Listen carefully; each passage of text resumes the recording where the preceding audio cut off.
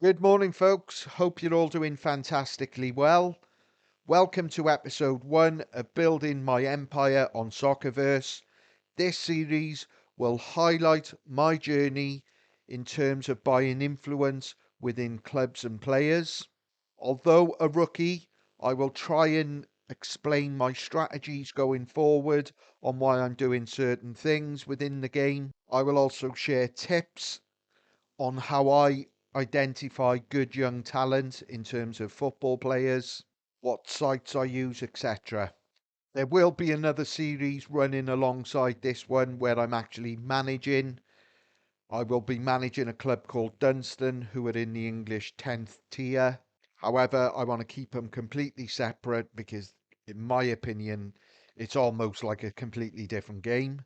So I don't want to confuse matters. So, like I said, I just want to keep them separate. But if that is something that interests you, please keep a lookout for that series also. Firstly, I'm going to go through the influence I hold in every club and explain what I'm going to intend to do in the future.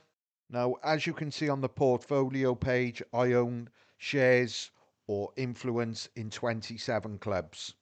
Now, in all honesty, I've got no interest in holding certain influence in certain clubs. The reason I've got them is obviously I've bought packs of Leeds United and Cardiff, and within those packs, which I will show you now, it will also come with 6 other clubs, which will change every few days. So that's how I've got influence in all these different clubs. There are one or two that I'm interested in keeping, such as Everton, because they're obviously a Premier League club in England. However, there are a lot of clubs I've never even heard of. So, in all honesty, I don't want to hold influence in those sort of clubs. Now, this is the fascinating part of the game for me. You can speak to any manager or any user within the Soccerverse. I had a conversation with this gentleman here. I held Alaves shares. Now, he asked me whether I'd be willing to sell them or not. He offered me um, money for those shares, and I was quite happy to sell them because, like I said, I've got no interest in clubs such as Alaves. I want clubs that I've got some sort of interest in, which are mainly going to be English clubs. Obviously, if Real Madrid, Barcelona, PSG came, then because of the attraction and the popularity with those clubs, then obviously I would be interested. But for now, my main strategy is to buy as many shares in Leeds as possible and also Dunstan because that's the club I'm going to manage and own. So if I can get rid of some of these ones that I've got no interest in and then put that money into Leeds, Dunstan, etc., that's what I'll be looking to do going forward. My thinking behind this is purely you want clubs who are well supported across the globe in real life because the likelihood is, for example, if you've got Nantes, which I've got influence in, if you've got Nantes supporters, there's not going to be many of them around the world. However, if you've got like Paris Saint-Germain, then I believe that there would be more interest in Paris Saint-Germain than Nantes because obviously it's a bigger club, etc. So the likelihood is if I held shares in PSG, I could sell them quickly. Where I've listed Nantes, I've sold about 26 shares so far. Um, but because of they're not a big club in France, I don't believe that they will sell as easy or quickly as bigger clubs in France. So that is my thinking of holding bigger clubs who are more well known in real life and have got a huge fan base. Jesus, that was long winded, but I hope that makes sense. Now, recently, and I mean in the last 24 hours, I've started to buy player influence, which is another fascinating side of the game for me. And for anyone who doesn't know, if you own 50,000 influence in a certain player, then you can cast a vote to become that player's agent within the game. And that's exactly what I've done with Ao Tanaka, again, he plays for Leeds United, hence I've bought him. He's not the type of player I would normally play or buy into because of his age. He's 26. However, he has been absolutely sensational for Leeds United this season. He's been Leeds' best player, in my opinion, by a country mile. Friends of mine who know me from So Rare will know Tanaka from his Kawasaki days. He then went to play for Dusseldorf in the second division in Germany. How he was playing at that level, I just don't know because he's far too good. He's too good for the Championship. If Leeds do not go up this season in real life, then I don't see him being a Leeds player. I think he will go to a Premiership club. He's that good.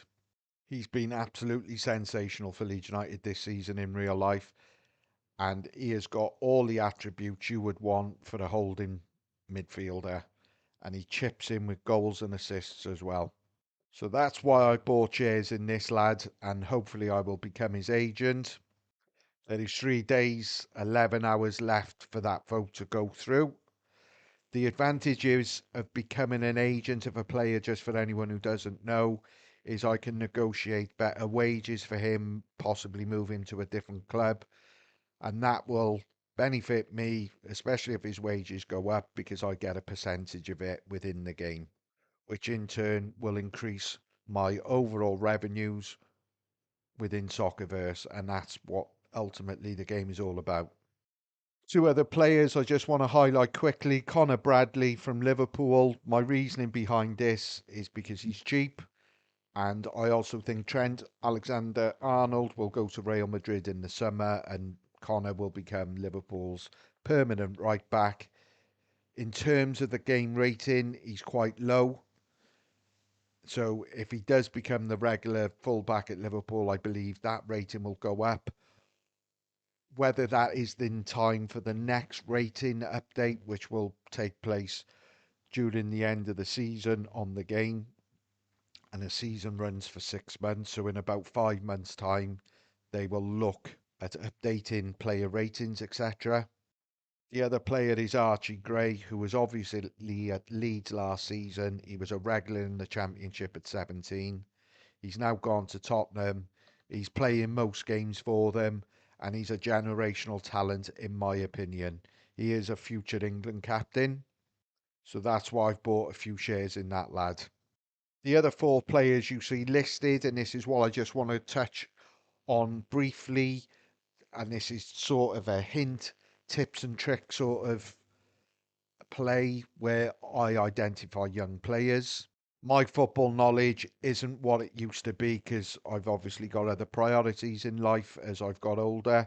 So I just want to share with you how I find young, good prospects coming through. And it's a technique I used when I was on So Rare, which served me well. And the beauty with it is nothing complicated. It's just using a simple website, Transfer Market. I'm sure most football fans will have heard this website. And all I do is sort by transfer markets, estimated market value, and then I will slim it down to the age group, which in this case I will use under 19s. And as you can see, Yamal obviously is the most expensive according to transfer market of that player age group in world football.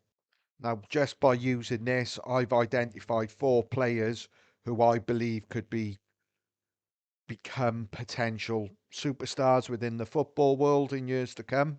So when I've identified certain players on transfer market, I obviously come back to Soccerverse to make sure of certain things, that when they're actually on the platform, and more importantly, the price of the shares or the influence of that particular player.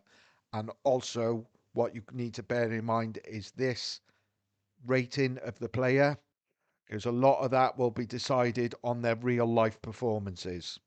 It will also show you the other top influencers who hold shares within this player, and I'm confident that I could be on the right tracks because Protagonist, who is the ultimate GOAT on this game, he's got far more money invested than anyone else, owns 5.5% in the player, 55,000 shares.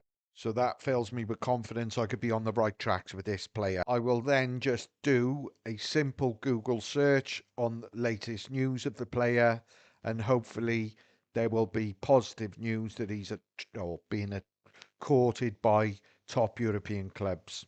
Now, obviously, not all these are going to be true, but if there's more than a few, then you would like to believe that there is some truth in all of these rumours. Talks about PSG, Liverpool, etc., and they're classing him as a wonder kid. So, in my personal opinion, this boy ticks all the boxes that I'm looking for young potential superstars. Now, my thinking behind this also is if I buy enough shares in enough players, it only takes one or two to fulfill their potential and become superstars within the football world in years to come. And hopefully, that will give me a good return on my investment. Now, just to give you some information as well, I'm looking 4, 5, possibly longer, 6 years ahead in making returns in certain investments. I'm not expecting a 17-year-old lad who plays for Red Star Belgrade to come into Liverpool PSG and instantly become a first team player and becoming a superstar overnight. The likelihood of that happening with any player, unless they're like a Messi or a Ronaldo, it's just not going to happen. So all these investments have got long-term objectives to them. There's not very rarely is it going to show or give you an overnight return on your investment. It's just not going to happen. And for me, this is the beauty of the game because the long-term planning strategy involved is immense. So I've used exactly the same strategy that using market value, transfer market, etc., Google on these other players who have all got links to top European clubs.